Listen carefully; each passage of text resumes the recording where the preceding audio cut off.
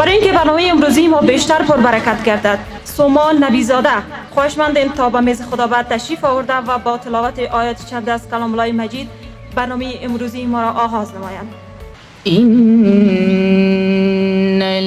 الأبرار يشربون من كأس كان مزاجها كافورا. و در این بخش از مهمانان گرامی خواهشمندیم تا به پاس احترام به سرود ملی بپاخیزند.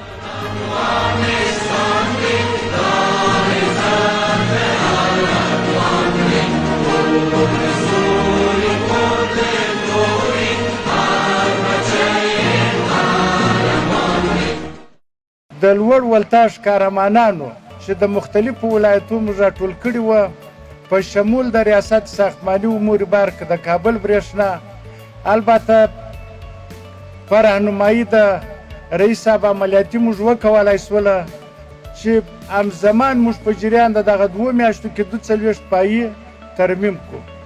این اولین باری بود که در سطح افغانستان یا برای برشنا شرکت یک حالت به پیش آمد و ما تانستیم این حالت مهار بسازیم. یک تشکری خاص از تمام تیم خود که در این راستا شب و روز کار کردند. در مقابل قهرمانی‌هایی که شما کردین، زحماتی که شما متقبل شدین در 2 ماه گذشته، واقعا محفلی که ما امروز داریم یا تقدیر مادی که امروز هم ازای سرویس میشه گرفتن ناچیز است. واقعا شما سر برشنا را بالا کردین، سر تمام دولت بالا کردین. در یک مرحله حساس ما و شما قرار داریم کشور در یک بحران جدی روبرو است و میرخم در پلی تمام قهرمانای نیروهای امنیتی، سکتور صحت، میرخم قهرمانی های شما ثبت تاریخ می شود. نور ټول همکاران ټیم چې یعنی واقعا په 2.5-3 میاشتو کې دی په ساحه کې وو، دا ما بار په مرکو کې ولیدل چې دی تر سوځنده لمر لاندې 2 میاشتې 3 میاشتې په ساحه کې کار کوي.